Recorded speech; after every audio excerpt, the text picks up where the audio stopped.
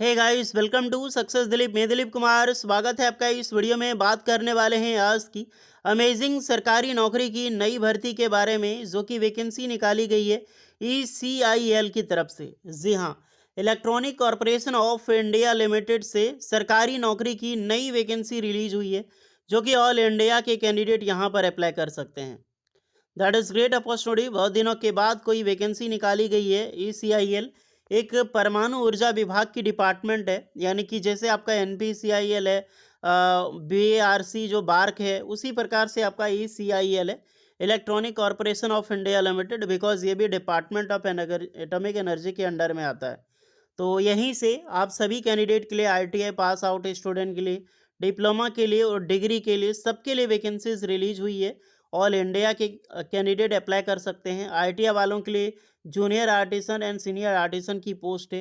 Diploma BTech वालों के लिए supervisor, engineer and senior engineer की वैकेंसी रिलीज हुई है। तो चलिए डिटेल नोटिफिकेशन वाइज डिस्कस करते हैं कौन कौन से कैंडिडेट अप्लाई कर सकते हैं, eligibility condition, selection process, application process वगैरह आपकी क्या होने वाला है। Let start now. आगे बढ़ने से पहले चैनल पे अगर आप नए हैं so please do subscribe and hit the bell icon, ताकि इसी तरह लेटेस्ट सरकारी नौकरी की अपडेट आपको हमेशा मिलते रहे। आप अपना ट्रेड और ब्रांच ज़रूर कमेंट करना ITI डिप्लोमा वालों। तो चलिए शुरू करते हैं।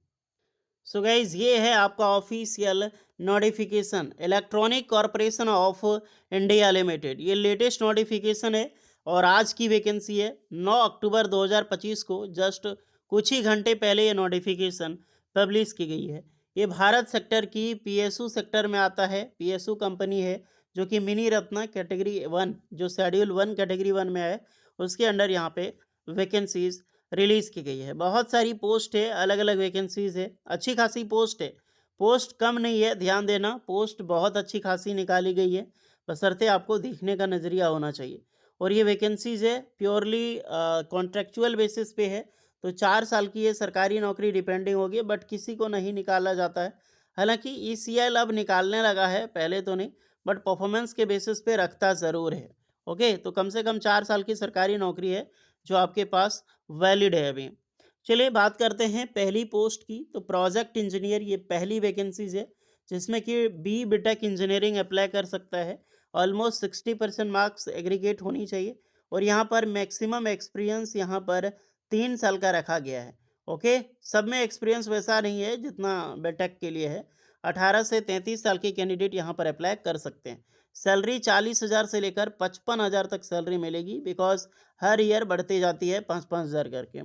नेक्स्ट है टेक्निकल ऑफिसर, यहाँ पर जो कि BTech के कैंडिडेट अप्लाई करेंगे और एटलीस्ट 60%। यहाँ पर तो मात्र 1 साल का एक्सपीरियंस मांगा गया है और 30 साल एज लिमिट होगी। तो देखिए, यहाँ पर एक्सपीरियंस ज़्यादा है तो सैलरी ज़्यादा है, एक्सपीरियंस कम है तो सैलरी भी कम है। सैलरी 25,000, 28,000, 31,000 आपको थर्ड फोर्थ ईयर में मिलेगी। नेक्स्ट है assistant project engineer for diploma student के लिए ये वैकेंसीज है। 60% मार्क्स चाहिए। यहाँ पर भी 1 ईयर की आपके पास एक्सपीरियंस मांगा गया है। 30 साल एज लिमिट होगा। 25,506 रुपये पर मंथ मिलती है। और अकॉर्डिंगली इसमें सैलरी बढ़ती रहती है, इसमें भी सैलरी बढ़ती है, हमेशा फिक्स नहीं होती है। तो इसमें सैलरी बढ़ेगी, बट कितनी बढ़ेगी ये कोई फिक्स नहीं है। ओके, आप पे डिपेंड करता है। नेक्स्ट है senior artisan and junior artisan. Senior artisan है, ये भी ITI की वैकेंसी है। जूनियर आर्टिसन है, ये भी ITI की वैकेंसी है। ITI पास आउट कैंडिडेट बिल्कुल यहाँ पर अप्लाई कर सकते हैं। मार्क्स क्या रहने वाला ITI का वेरी नहीं करता, आपका पास मार्क्स है, आप बिल्कुल एलिजिबल हैं अप्लाई करने के लिए। सीनियर आर्टिसन की जो एक्सपीरियंस है 2 साल का होगा, ध्यान रहे। और जूनियर आर्टिसन का जो एक्सपीरियंस है 1 साल का होगा। 18 से 30 साल में दोनों अप्लाई कर सकते हैं ITI वाले। सीनियर आर्टिसन की सैलरी होगी 23,368 रुपये पर मंथ। और जूनियर आर्टिसन की सैलरी होगी 23,218 रुपये पर मंथ।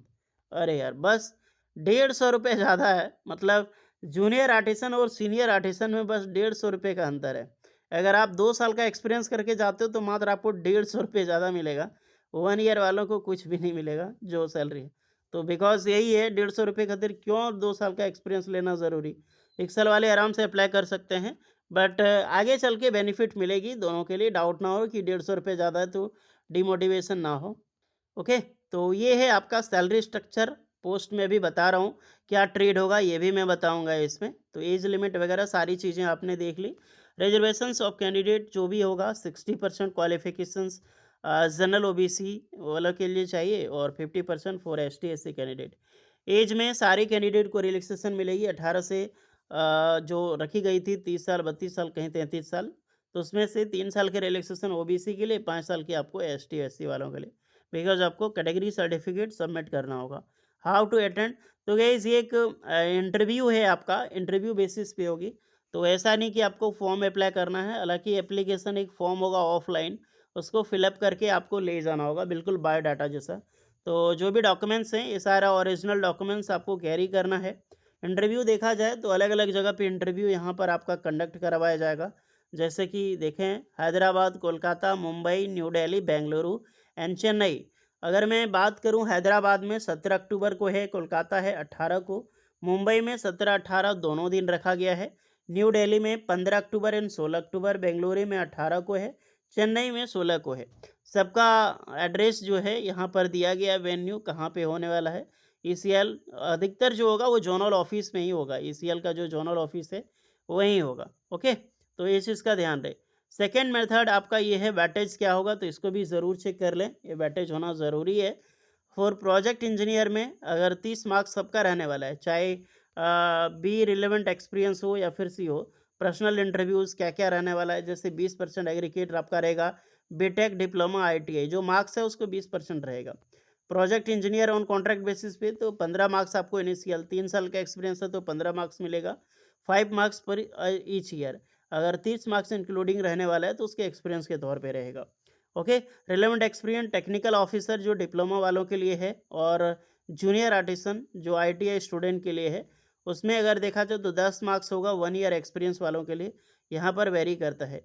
सीनियर आर्टिसन की देखा जाए तो 15 मार्क्स इनिशियल 2 ईयर एक्सपीरियंस के हिसाब से मिलेगा।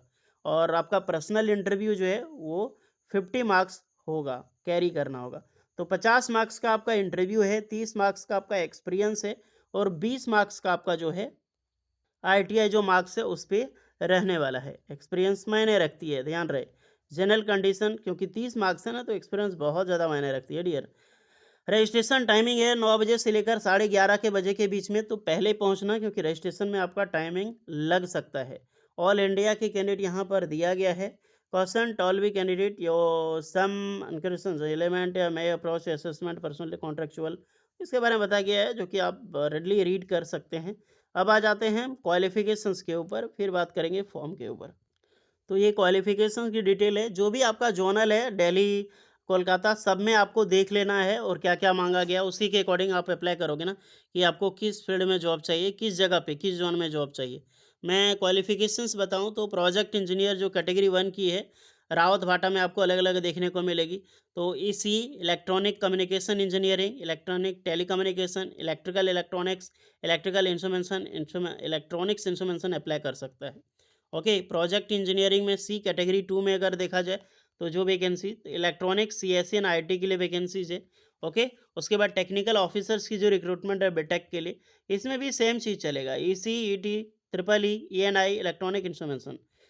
टेक्निकल ऑफिसर में देखा जाए तो इलेक्ट्रॉनिक्स, इलेक्ट्रिकल इलेक्ट्रिकल भी अप्लाई कर सकता है, ईसी, ईटीसी, ट्रिपल ई, और सीएस एंड आईटी के लिए भी अच्छी खासी पोस्ट यहाँ पर निकाली गई है।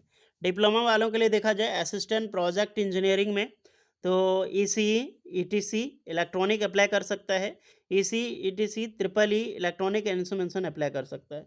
और आईटीआई वालों के लिए सीनियर आर्टिसन में अगर देखा जाए तो इलेक्ट्रॉनिक्स, इलेक्ट्रिकल, इलेक्ट्रॉनिक याद रखना है, इलेक्ट्रॉनिक्स यानी इलेक्ट्रॉनिक मैकेनिक हो गया, इलेक्ट्रिकल है तो इलेक्ट्रिशियन अप्लाई कर सकता है, ड्राफ्टमैन इलेक्ट्रिकल अप्लाई कर सकता है, इलेक्ट्रॉनिक मैकेनिक हो गया, instrumentation, radio and TV apply कर सकता है।